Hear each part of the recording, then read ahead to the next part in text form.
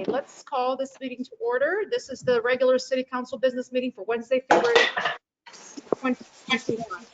Let's rise and say the Pledge of Allegiance. I pledge allegiance to the flag of the of United States of America and to the republic for which it stands, one one nation, nation, under under God, indivisible, indivisible, with with liberty liberty and justice. and justice for all. Okay, roll call, Mr. Rogers, please, or I'm sorry, Grace. Yeah. Okay, Councilman Scaringi, Present. Councilwoman Riley, Present. Councilwoman Friesen, Present. Councilman Burns, Present. Councilman Strawn, Present. Councilman Scanlon, Present. President Rossonetti. Present. That's all 7 here. Thank you. Next, we have approval of the minutes. Councilman Scaringi.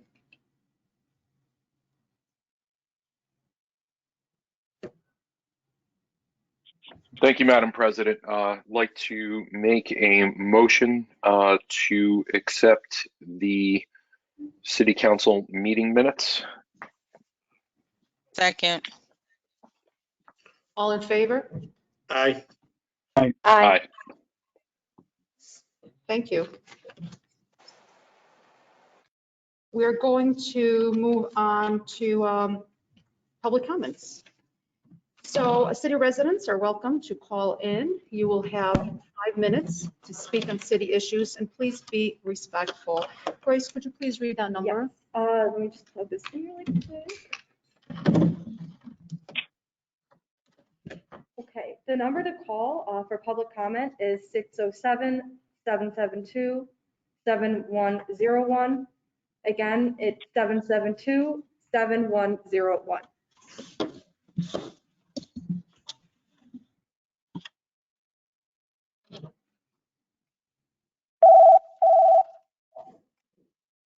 Hi, you're calling for public comment? Okay, I need your full name and address. Give me 1 second. Okay, this is John Solak. His address is Lathrop Ave. You have 5 minutes. Hello. Today at the IDA meeting, a transfer was made of a payment in lieu of taxes. And that is the student housing complex formerly owned by Newman Development. The building was sold and the pilot went with it with no application, no investigation, no renegotiation of any type. Now, these pilots are put in place, and the logic behind them is job creation and jump starting. Well, the economic effect of the formerly Newman housing project is over with. And now he transfers the payment. And this is not the only property currently that's for sale with a payment in lieu of taxes attached to it. But if you look at it, what this involves is a flip and a tremendous capital gain solely due to the payment in lieu of taxes. And to automatically renew these things is absurd. To not have citizen input and see exactly when you're in midstream on these things, what the economic effect is or isn't, is disastrous. So that is a very, very bad situation. I note that the university opened up an ice skating rink, and it made it clear in the press conference that the ice skating rink is only for faculty, staff, and students. Now, what's the big deal, you say? Well, here is, we're all told about the close relationship between the city and the university.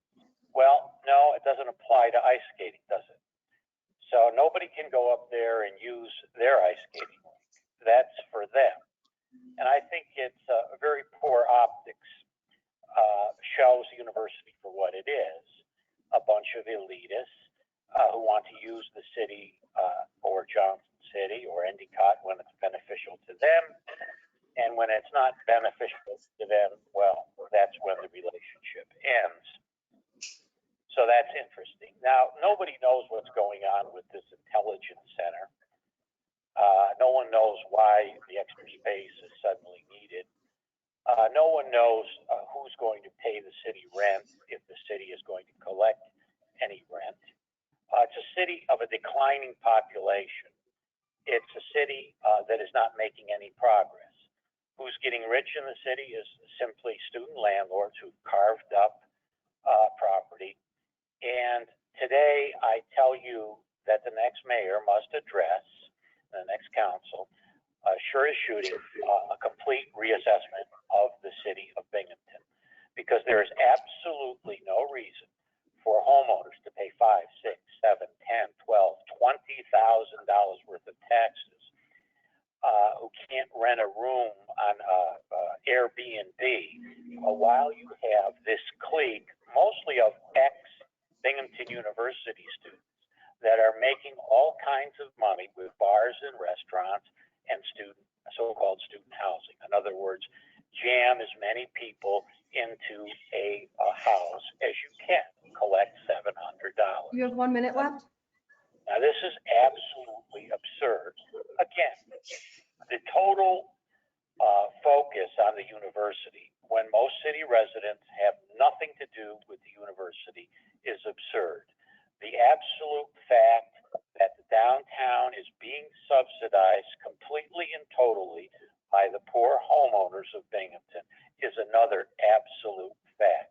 What you need in a mayor is a person that is not hooked up to the past mistakes of the narratives.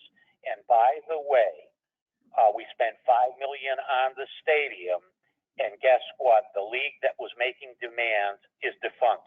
Congratulations to Councilman Scaringi for being the only sane person to vote against that $5 million debacle. Your time is up. Thank you.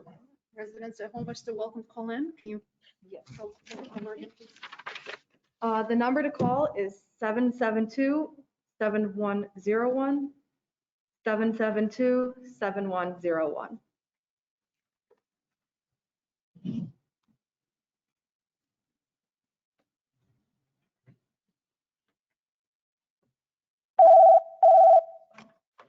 Hi, you're calling for public comment?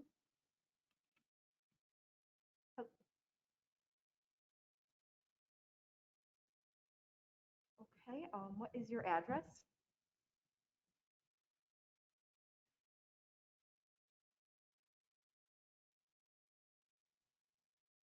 Okay, let me put you on hold really. I'm not on hold, on speaker, sorry. Okay, this is Alexis. Address is 49 Pine Street.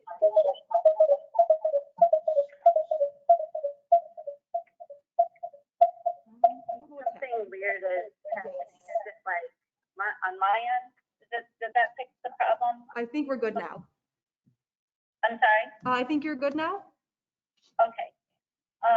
So greetings. My name is Alexis Luce. I'm calling from Truth Farm. I wanted to raise some concerns. Well, I'm curious, is this an entire city council meeting? Like there's only 2 city council people here? Is that accurate? What was the question? No, they're on go-to meeting. They're online. They're here. Okay, thank you. I appreciate that. So I'm calling to express some concerns about the city's process in distributing the CDBG funds, and I think that the city council should be aware of it. First of all, when there was an announcement about CDBG funds that were available related to COVID, I emailed and asked how a nonprofit would apply for those funds, and I was told there is no formal application process. And I have all these emails I can provide them to city council members. I was told there's no formal application process. So I wrote up proposals and sent them in for consideration. When the recent announcement came out for the funding, I received an email that provided the list of the projects that were funded, and I noticed immediately that one of the projects that we submitted for funding was not even listed as a project that had been applied for. And so I emailed Stephen Carson and asked, what happened. I had submitted an application, and I will quote back the first couple lines of his email to me. I do apologize. It looks like it was lost in the shuffle. I don't understand how the city could find this process to be acceptable in any way, shape, or form. Furthermore, the COVID funds that were released by the federal government were supposed to get in the hands of the community as quickly as possible. And here we are a year later, finally awarding them, and there was no application formal process. And then nonprofits that submitted applications, their applications were lost in the shuffle. And I just find it to be absolutely outrageous. If you look at the funding list on the spreadsheet that was sent out, they seem to have applied buckets of funding for causes or things, and they don't even know which nonprofit they're going to award them to. There's one that says unknown, Chow with a question mark, Binghamton Schools with a question mark, another one that says unknown, Family Enrichment Network with a question mark, and then Pops of Money, which they haven't even decided who they're going to distribute them to yet. And then Truth Farm had submitted an application that's completely lost in the shuffle and not awarded because it was lost in the shuffle. The other application that we had submitted, the city of Binghamton had advertised that there was money available to nonprofits and small businesses. I emailed that email address and asked for the application. I was sent the application. I started to fill out the application, and I felt like the application was more appropriate for businesses than nonprofits. So I replied to the email and said, this seems to be like it's for businesses, not nonprofits. Can you help me out? What do I do here? They said, just fill it out the best you can.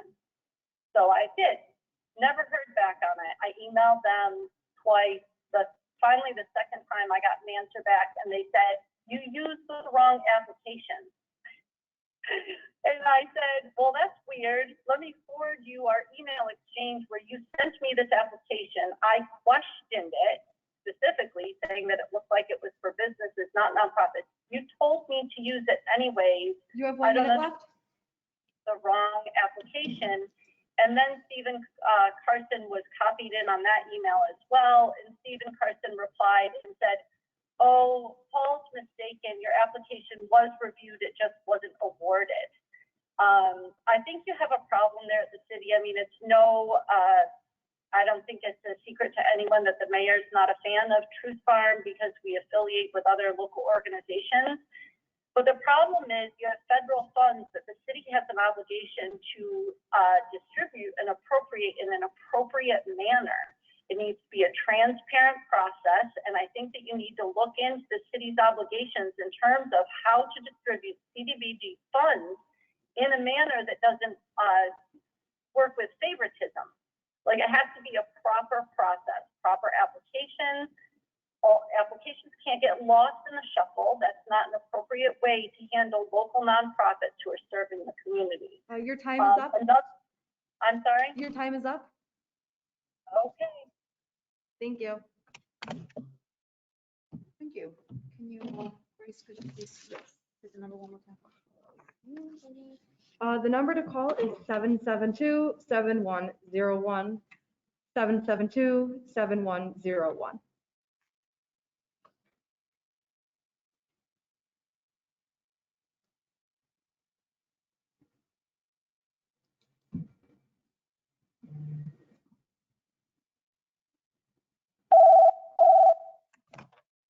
Hi, you're calling for public comment? Okay, full name and address.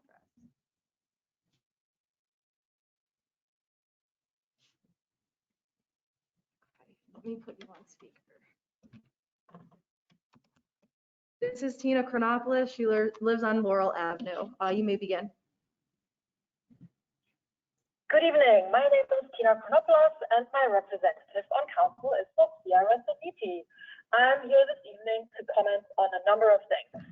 The first is the mayor's appearance on the radio show Binghamton Now 2 weeks ago on Tuesday, the 2nd of February.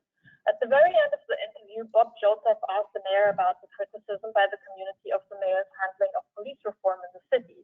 As you may recall, even though the mayor announced that he'd be putting together a task force last summer, he failed to actually convene it until this January, thus making it highly unlikely that the effort would be a true collaborative and cooperative effort, because this kind of effort actually requires more than a couple of months of deep conversations. But I digress.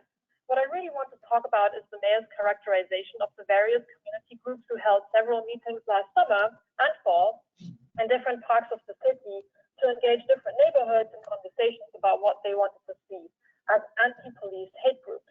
You may be aware that hate groups advocate and practice hatred, hostility, or violence towards members of a race, ethnicity, nation, religion, gender identity, sexual orientation, or any other designated sector of society. Most of the above are circumstances of birth. People are not born police. People choose the profession of a law enforcement officer. Let me also remind you, in case you did not catch this piece of information, that more law enforcement officers were harmed in the Capitol attacks in January this year than in any other event since the 9/11 attacks.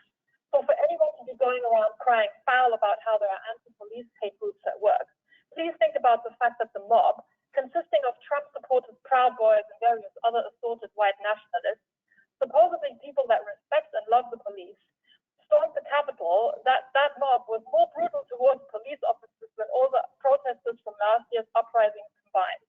So let me just say that it's quite troubling to me to hear an elected official mischaracterize 5 community advocacy groups as anti-police hate groups simply because they're actively engaged in the conversation around police reform and have some concrete ideas on how things could be improved in our city. There is more. At the end of his comments, the mayor said the following, and I quote, "I am going to do what I think is best for the community. And where there are areas that I agree, and there are some areas I agree, I will advance. And I'm open to those sorts of things. And areas that I don't agree, I'm not just going to be pressured," unquote. So the last time I checked the wording of the governor's executive order, there was nothing in there to suggest that the mayor of the city has the final say on what goes into the reform plan and what doesn't. Mayor David seems to have forgotten that the process is supposed to be a cooperative one and that the entire committee makes the plan, not him, right? It sounds as though he thinks that he has the ultimate authority when it comes to the police reform collaborative. I hope you can see how problematic this is. The other thing I want to talk about is the mayor's plan that he talked about the council last night at your working session, saying if it will receive state aid or federal funding. In other words, filling these 8 vacancies would mean that the city once more would need to dip into its contingency funds. Isn't it the case that the city's ranking in terms of its municipal bonds is not especially fantastic? Why do you keep insisting on increasing the city's financial debts and obligations, especially when the city is currently engaged in its reform process? As I mentioned before, there is no good reason to have the number of offices kept at almost the same number as it was in the 1970s. What the city needs to do to deal with its serious poverty, homelessness, mental health issues, is to be brave and funnel money into affordable housing, homeless shelters, and robust mental health care. Finally, I'd like to comment on the way that you all operate. Why is it that you need everything to the last minute and expedite a lot of legislation? When I checked the City Council's webpage this morning for the agenda and the packet, nothing was there. Surely you can give the public as well as City Council members at least 24 hours notice. If I'm not wrong, most of you on City Council work full time and likely will have gotten out of work not so long ago. How is a responsible council person supposed to read, let alone digest and research ordinances and other paperwork in a compressed short of time? To me, that looks like not much respect for the time and energy put forth by City Council members, and at worst, a way of pressuring people to just rubber stamp things so that they don't scrutinize them too closely or ask too many questions, which, as I've mentioned before, some of you almost never do, and some of you seem to find supremely annoying when your fellow City Council members do it. And since I have a couple of seconds left, I would like to second what the first speaker said about tax assessment in the city, which is ridiculous. And I absolutely second the second speaker also. I find it extremely troubling that paperwork was lost. Your time is up. You cannot be serious. Thank you. Thank you, Grace. Will you please read that over again? The number to call is 772-7101, 772-7101.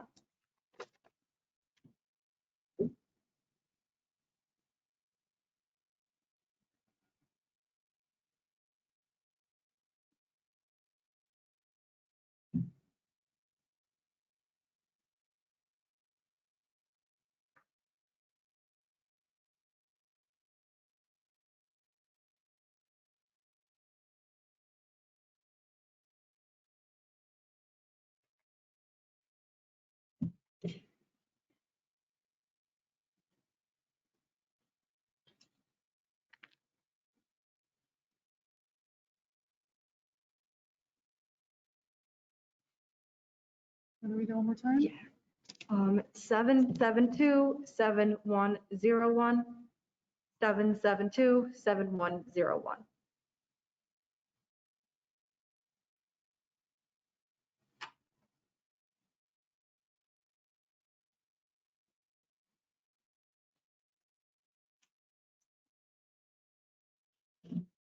Okay, we can move on. There are no more callers, so thank you to everyone who called in. So let's move on. Yes. Madam President, point of information, I apologize. I just wanted to get it on the record. The motion that I made earlier for approval of the minutes was for the business meeting on February 3rd of this year. I'm sorry. Thank you. Thank you, ma'am. Okay, so let's move on to the preferred agenda. Would anyone like to put anything from the preferred agenda before we move on?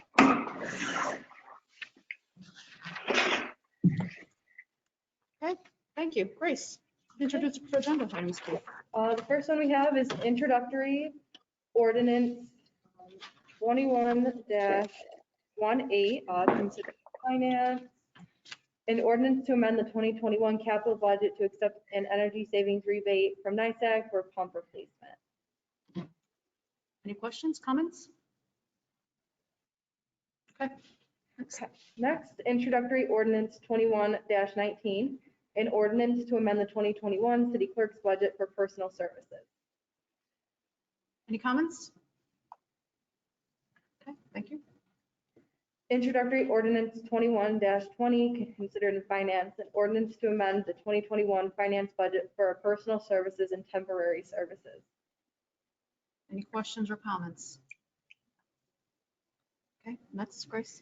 Introductory resolution 21-10, a resolution authorizing the mayor to extend the inter-municipal agreement with Broome County for operation of the First Ward Senior Center Kitchen for the county-sponsored senior citizen meal program. Questions or comments? Okay, next. Introductory resolution 21-11, a resolution authorizing the mayor to accept a donation of youth baseball and softball equipment from Pitch In for baseball and softball valued at $1,341. Questions or comments? Next. Introductory resolution 21-12, a resolution to amend permanent resolution 21-04 to correct a budget line. Questions or comments? Okay, next. Introductory resolution 21-13, a resolution authorizing the mayor to amend the contract with Family Enrichment Network for ESG COVID contract. Any questions, comments? Okay, we now need a motion to approve the preferred agenda. So moved, Madam President. I'll second. Roll call. Councilman Scaringi, Aye. Councilwoman Riley, Aye. Did you hear me? Somebody's mic is, I did hear. Councilwoman Friedman, Aye. Councilman Burns, Aye. Councilman Strawn, Aye. Councilman Scanlon, Aye. President Rossetti, Aye. 7 ayes, 0 nays. That passes. And it looks like we have nothing under the preferred agenda today, so we're going to move on to communication from council members. And it looks like we have Councilman Burns going up first tonight. Thank you, Madam President. Can you hear me? Yeah, I apologize. I had to move to another room at the beginning of the meeting. I think that I forget who was speaking, but suddenly I had to move here at home, and I think my mic was open, and you probably heard my move. Anyway, the police reimagining, reinvention is still going on. We have our final meeting tomorrow at 6:30 for public comment. And well, it'll be the final meeting that is scheduled. We're all going to meet then after to decide what the outcome will be and what will be presented to City Council. So I urge everyone to listen in. And if you have any comments that you want put in, you can, if you want to write to me at jburns@cityofbinghamton.com, and we can chat about getting your ideas into it or how you can do it.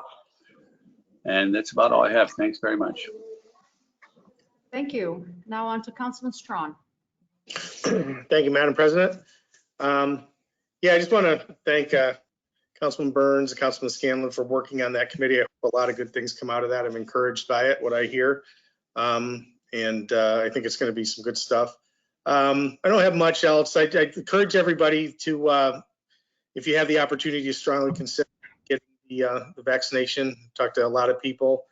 The second one, sometimes you get a little bumpiness, but nothing. I haven't heard anything bad. So as we move towards spring, hopefully with this crazy winter and maybe some normalcy, I would just encourage everyone to stay strong and vigilant, keep working together so we can conquer this thing and move forward. So with that, hopefully it'll be closer to spring next time we meet, and have a good night. Thank you. Councilman Scanlon, you're next. Thank you, Madam President. I'd just like to mention a thank you to the Binghamton Police CRT team. They were able to execute a search warrant at a house in my district, which about a year ago I told about this house, and it's crazy to think it takes a year sometimes to gather evidence to satisfy New York State to execute these search warrants on these houses where known drug dealers are. But I want to thank them for doing their job and doing it well. It takes time. It's frustrating for the neighbors to watch this thing for a year, but in the end, it works out. And I'm sure I'm not unique in this. It's every district and every city has these issues, but I seem to get one phone call a week about a new drug house in my district, which is discouraging. But fortunately, like I said, we get the CR team involved in this one, and they were able to arrest some people in that house, and hopefully a different family moves in the house and things get better there. So I'm hopeful for that. Madam President, that's all I have. Thank you. Thank you. Moving on to Councilman Scaringi. Thank you, Madam President. Similarly, I just want to thank the BPD. They actually were called out to a situation in the first district within the last 2 days regarding an individual, and they were right on there, spoke to the homeowners and the residents in the area, had nothing but incredible positive things to say, taking a hold of the situation. So I just want to thank them for that. And equally with this snowy winter that we have, just keep in the back of your mind your neighbors, our city workers who are picking up our garbage at 6 in the morning, our Parks Department employees and DPW workers who are doing a great job keeping our streets and our sidewalks clean to the best that they can. And just be mindful of your neighbors, especially with tomorrow. I think we're supposed to be getting another snowstorm starting at 4 or so in the morning. And hope everyone is well, stay warm and stay safe. Thank you, Madam President. Thank you. Moving on to Councilwoman Riley. Thank you, Council President Rezzanetti. and my fellow council members. I echo the sentiment of Councilman Scaringi when he says, let's make sure we are looking out for our neighbors and our friends. This is February, as I've highlighted before. This is Black History Month, a month where we celebrate the victories, the excellence of those around us who represent the Black and people of color in and around Binghamton and in the world. So we did have a great celebration, but as with everything else, it was via Zoom, so we were not able to celebrate in person, but that does not limit the engagement and the enthusiasm. I'd also like to highlight, I want to thank the callers for bringing to our attention certain things in the community. Without the voice of the community, be it via email or during public comments, some things we just miss. And I appreciate that feedback. So as this collaborative surrounding reimagining police convenes, I hope we get as many participants to verbalize their thoughts around what's happening. Um, it Sometimes you get tired, especially if you feel as if your voice goes unheard. But I just leave this message of press on. Thank you. Thank you.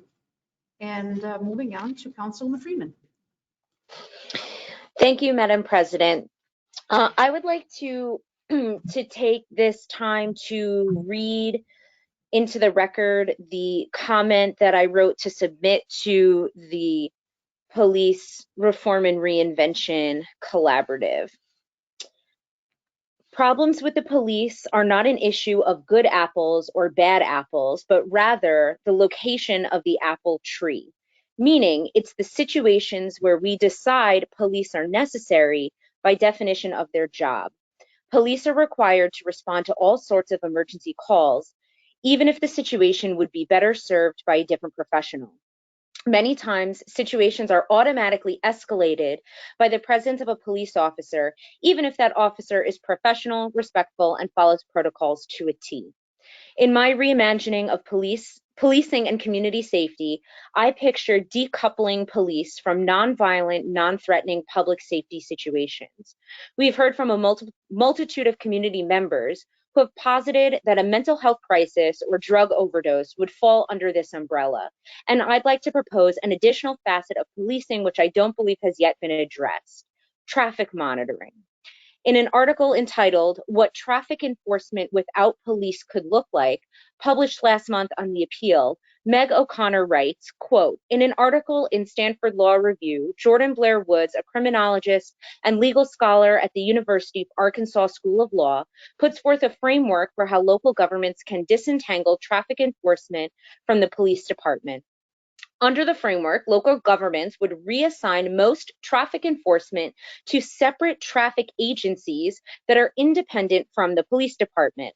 The agencies would employ unarmed monitors to enforce traffic laws, though exceptions would be made for violations that involve certain crimes that police would still investigate, like hit and runs or driving a stolen vehicle.